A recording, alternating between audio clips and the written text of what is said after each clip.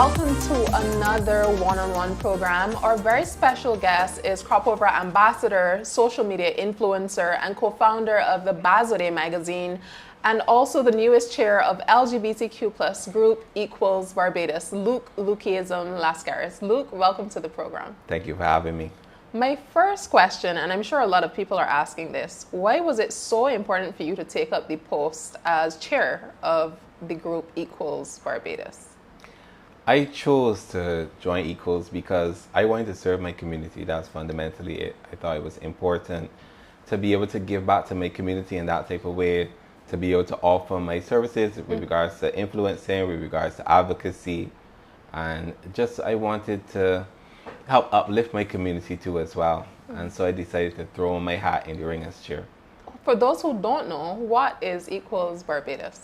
Equals is a rights-based organization. It is a non-profit organization, non-governmental organization, and it works with advocacy with regards to health services, with regard to mental health services.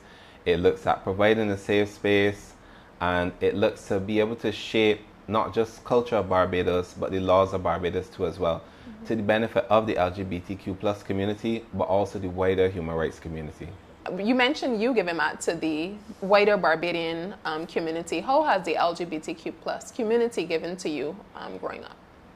I think it was important to have safe spaces as a queer person, to be able to sit down, you know, sometimes in a queer bar, sometimes with your community, to just be able to relax and let your hair down, be able to talk, be able to commiserate over experiences, to look back at the ways that you've been discriminated against and maybe find shared community in that, shared people who have quite similar experiences to you, and lighten the load in that way. I think community is important, and being able to be with my community, whether it's that they came through with regards to jobs, whether they came through with regards to opportunities, whether they came through with regards to support, whether that was physical support, whether that was emotional support, whether that was psychological, digital support. My community has given back in so many immeasurable ways that it would have been remiss of me not to be able to come and give back to my own community. You've mentioned being discriminated against. Was that for you personally, and how have you overcome such challenges within a Barbadian setting? Yeah, discrimination has been personal. I mean, I'm also acutely aware of my privilege. I'm a tall, dark-skinned black man. I'm aware that I can be imposing to some people, but then being perceived as queer, and I think many men across Barbados have faced this, whether they've been queer or not. Discrimination can be dehumanizing. It can be a slap in the face sometimes, whether this is racial discrimination or discrimination because you are perceived to be queer. It could be, yeah, it takes away from a person. It could be a lot sometimes mentally to overcome.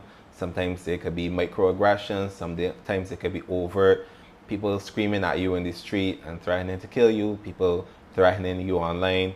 It could be, it could take away a lot as a person. And so it's important to be able to have the space to navigate that, the community to navigate that, to be able to have people around you that can support you in that.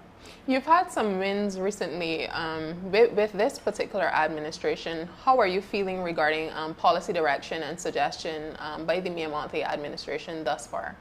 So far, we've been hopeful. There have been some wins. Equals has done a lot of work in the background, working with regards to the Ministry of Labor, with regards to the Employment Act and the removal of discrimination where people can't be fired just for being queer. And there have been some wins as well with regards to the buggery law and the striking down of that buggery law and the gross indecency laws, and laws that often stigmatize queer people.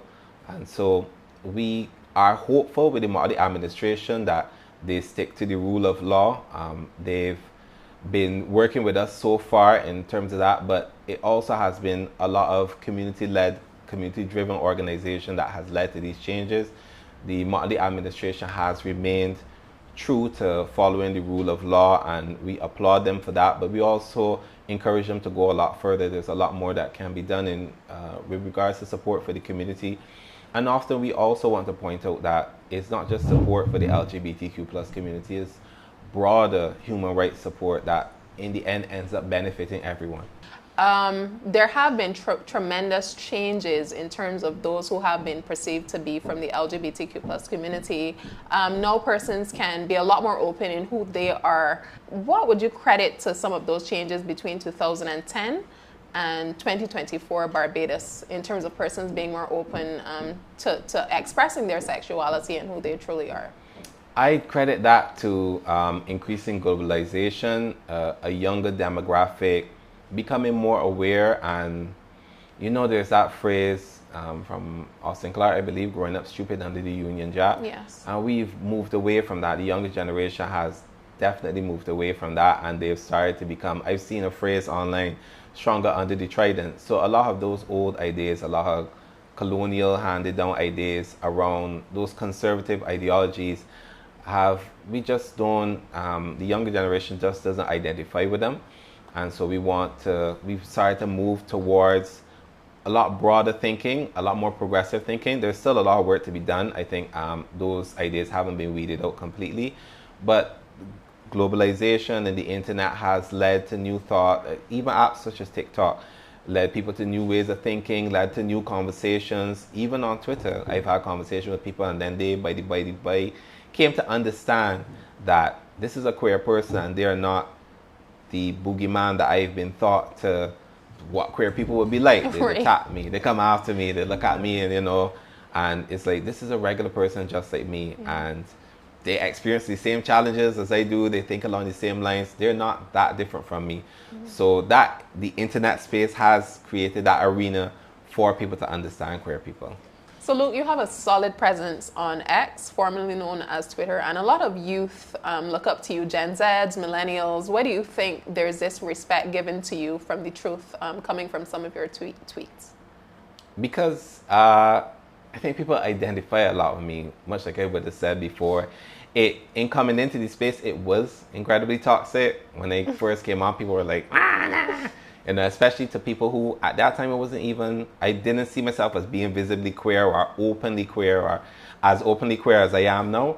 And so it was tough to navigate. But then once I was able to establish myself within that sphere, and then you ended up becoming a thought leader. You say, okay, we think this about this. Like, these are my thoughts on reparations. These are my thoughts on health. These are my thoughts on economics. These are my thoughts on politics. And people turn to you because it's like, he's making sense. I identify with what he's saying, both Gen Z and millennials. I get it. He's rational. He's reasonable. He's also allowed to be human. So not every thought is going to be correct, or not every thought I'm going to agree with, but I can appreciate his stance. So I think that's what allowed people to connect with me. And I think that was the most important thing, the connection aspect. Was there a particular strategy going into building out your Twitter account? Or was it simple ranting? I'm just here for the toxicity.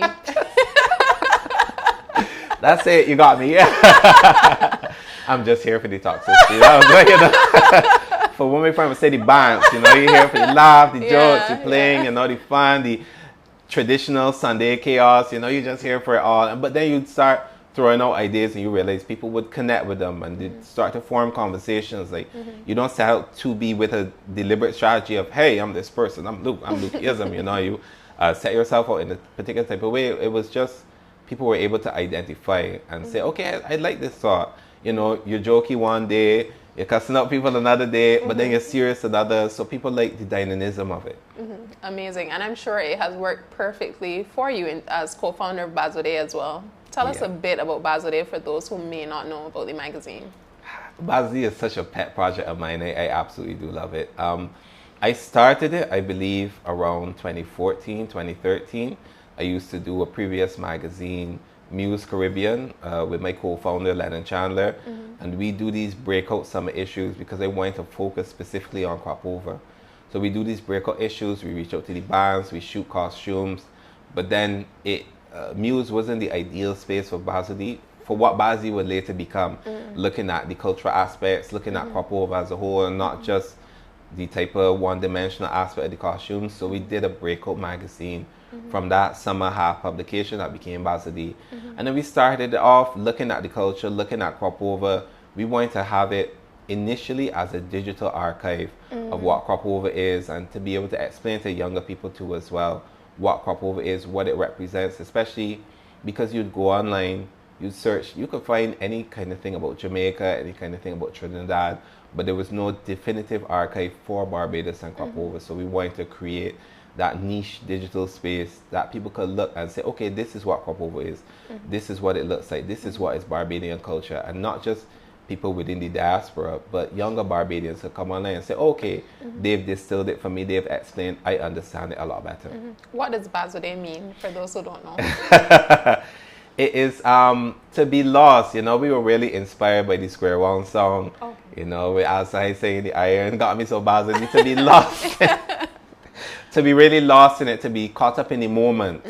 And that's how we saw our involvement in crop over. You could get so lost in it, you could get so caught up in the moment, you could get just taken away by the music, the vibe, the culture, the food. Yeah, and we wanted something that would also, the same way that Square One was, where it appealed, it was a Barbadian band, it appealed to the entire Caribbean. We wanted a word that reflected that too as well. So having Iron Bazzi come out to Square One and them singing that song, it being pan-Caribbean and as well as the diaspora, we said, okay, even though this is a French word and Barbados was only colonized by the English and this is more a word associated with Trinidad, we're going to take this and use this and attempt to apply it in this same pan-Caribbean type way, so that even, yes, it's Barbadian culture, but if you're from Trinidad, you want to learn, you can pick it up. And then we would start to expand into, we went into Trinidad, we did Jamaica Carnival, and you want to do all the other carnivals across the Caribbean. People could understand Caribbean culture, carnival culture, festival culture with crop over, and you could all understand it under the same umbrella with Bazodi. I love it. Absolutely love it. And I'm not the only one. But were you expecting this level of growth where Bazodi is concerned? No, not at all, at all, at all. I think we've gone spectacularly far. We've done amazing work. I could only give credit to the team, and people have come on board and helped shape it. We started off with both Lennon and I, and then Shakira has joined on. We have Chantal, we have Ocean, we have Nasir. We've had a lot of people who've come to work with us across the years, and it has made it quite better. Like the growth has been phenomenal. The response too as well has been phenomenal. So we tapped into a segment, a Barbadian identity with the culture and the entertainment that hadn't been looked at before, and so that gave us a real boost. Amazing. You're also a crop over ambassador. Yes. What does it mean to you to be recognized in such a capacity? I was honored, to be quite honest, from the first year. I think that was like 2 years ago that they first approached me. I was honored to be chosen as a crop over ambassador. I've always worked with the NCF from as far back as the late Simone Codrington, God rest her soul, but with Ashley Dyer, with Paula Jackman, we've done fantastic work together, and Carol, the CEO, Carol Roberts-Reefer, has been an amazing support. Yeah, so I was honored when they reached out and said, we want you to be a crop over ambassador. They saw the work that I've done within the cultural sphere, and they reached out, and we formed a bond that was really quite fantastic. You've mentioned Bazode magazine, you've mentioned the inclusion of NCF within your work as well. What was life like growing up for Luke Lascaris that has contributed to who he is today? That's an incredible question. I think that growing up, I was allowed a lot of freedom, a lot of sense of expression, not being hemmed in too much. Like the parental guidelines, yes, there was strictness, yes, but I was still allowed to grow and evolve as a person without being forced to go down a specific path. I had a very loving family environment. I was very understanding, very communicative. Came from a big family. My mom's family is